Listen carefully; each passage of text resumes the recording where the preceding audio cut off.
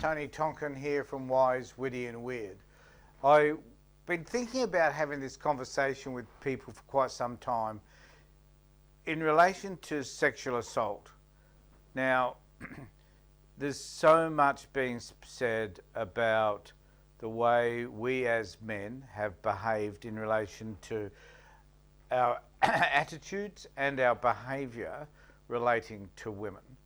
And there comes a time, I guess, when, and I guess that time has arrived, even though it's been with us for a long, long time. I've worked with men around violence and abusive behaviour for 30 years, and I know that many of the attitudes that we see today have always been there. That we don't listen to what women have to say, that women are constructing this stuff out of nowhere, that it's vindictive, that men don't have a voice, that women should not present as the way they do, that they offer misleading messages to us, poor, ignorant, stupid, bloody men, and that they are in essence responsible for our lousy behaviour. And I just need to say that that's all crap. That there's not for 1 minute do I believe any of that, and neither should you. That there comes a time when we need to take strict responsibility for our behaviour and how our behaviour is impacting others.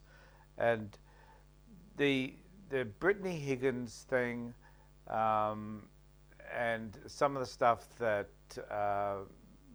that Tame has said indicate to us that this is an issue which I don't understand why it has been ignored for so long.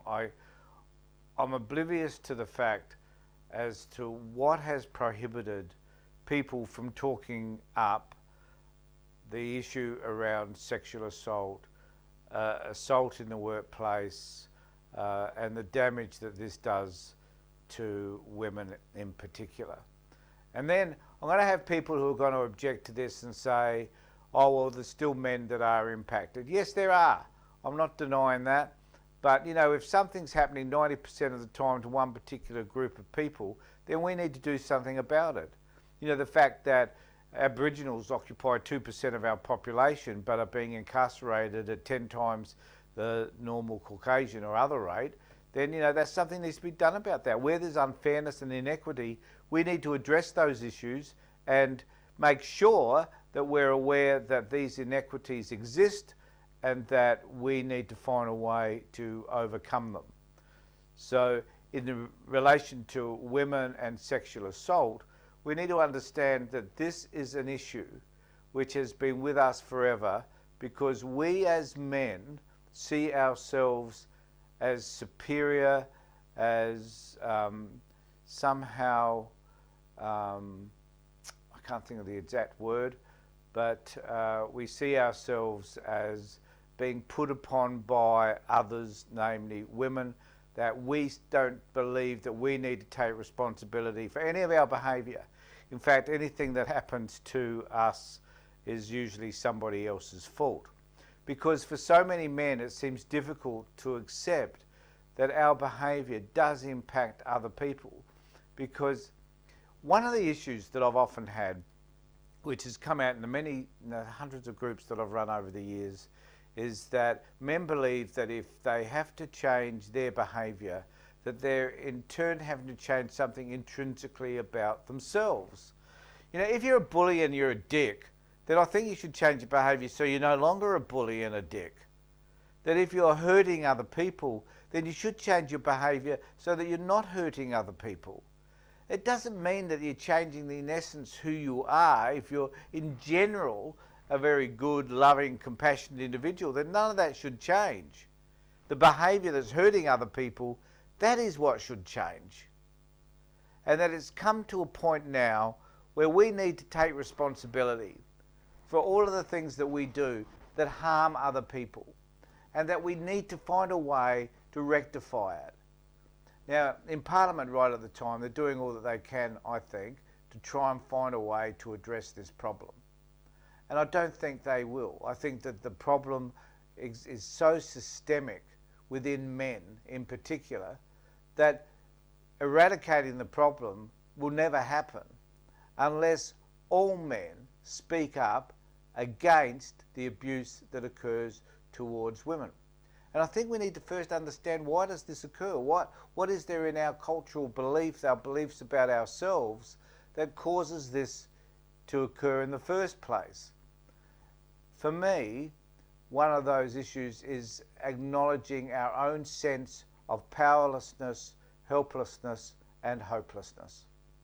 And that there are times when, I guess, men have sexual urges or an attraction towards somebody else, and for whatever reason they believe they can just take it, that it is theirs, that they have an ownership or an entitlement to the behaviour that leads to aggressive sexual behaviour or sexual harassment. And I think that every one of us as men should find a way to take responsibility for the behaviours, not for the behaviours of others, but we certainly should call others out who behave in ways that are offensive, aggressive, and detriment to somebody else's way of thinking about themselves. So when we impose ourselves upon somebody else, we are in fact at that point raping them, not just sexually, but we're raping them of their sense of self, the value that they hold within themselves. So if we meet up with somebody who has a very low sense of self in the beginning, for whatever reason, and we impose ourselves upon them by taking something from them that they're not prepared to give us, which sometimes is love and affection, then we're taking something from them which they may have in limited supply anyway. And we denigrate them to the point whereby some of those people believe that the only way that they can deal with that problem, or the sense that they have of being raped of their sense of self, is eventually that life is not worth living and that they must end it. Which in the case of the allegations against Christian Porter and the woman that was involved in that alleged rape, she chose to do. And I think we need to acknowledge that our behaviours can impact us and can impact other people for the rest of their lives. In that moment, can damage them to the point whereby they believe that life is no longer worth living. And we as men need to do something about that. We need to find a way to acknowledge, even in the smallest possible way, to acknowledge that our behaviour is capable of destroying somebody else's life. Now, if we believe that it doesn't matter what someone else's experiences are, and I quite often hear this, that there are men out there and some women who don't care what happens to somebody else. So someone could say to another person who's abused them, you know, what you did was unhelpful, it made me feel a certain way. And that person could say, well, I don't give a rat's ass how it makes you feel. Then that person's got nowhere to go, really, in terms of that relationship with the abuser. There's nowhere you can go with that. You can report them, and this is the problem, that if those people get away with that behaviour, then they're going to continue to do that behaviour to a whole range of other people. Not just you, but others. And that there has to be a way of identifying the behaviour, whether it be sexual harassment or bullying, that addresses that issue if the victim is prepared to talk about it. And that's where we fail. We don't have appropriate structures in place with people who care enough about the victim to have the matter dealt with and managed.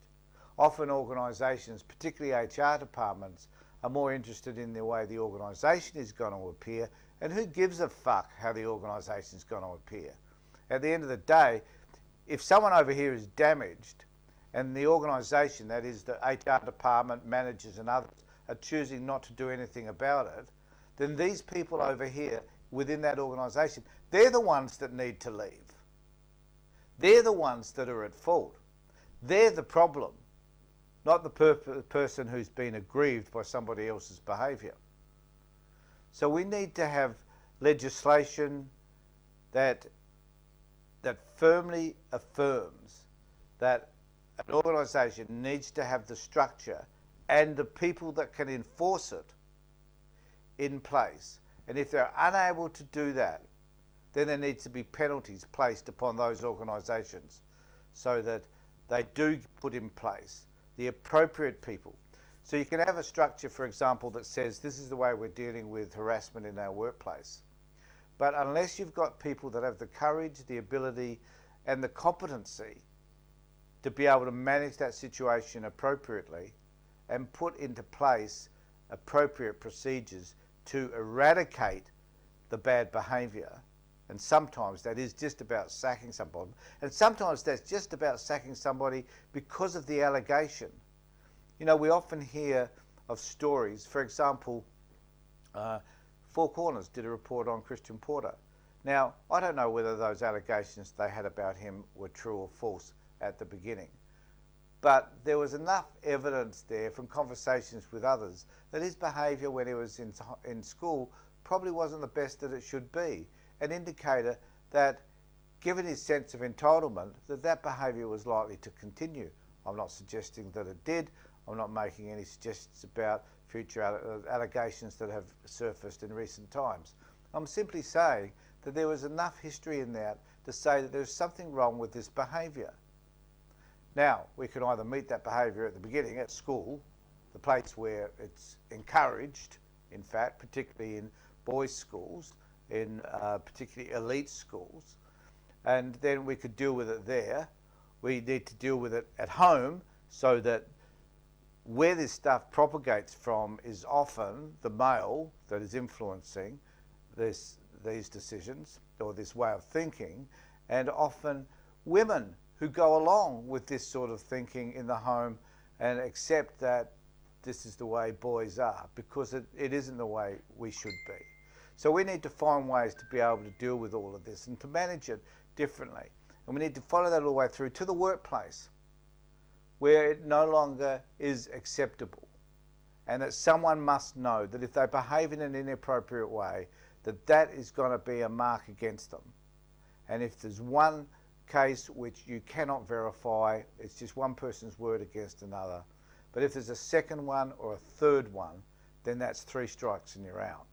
There needs to be some form of policy within organisations to ensure that this behaviour ceases. And it amazes me that the very place where this stuff is to be legislated, namely Parliament, there is nothing. There is nothing that says that this behaviour is wrong. Nothing. And that is in itself an indictment against our political leaders for not having put in place something that protects women from sexual harassment and abuse in their workplace. Just some thoughts to think about. I'm glad you could be with me today on Wise, Witty and Weird, and I'd like to think that if you could certainly subscribe, and where possible just ring the bell.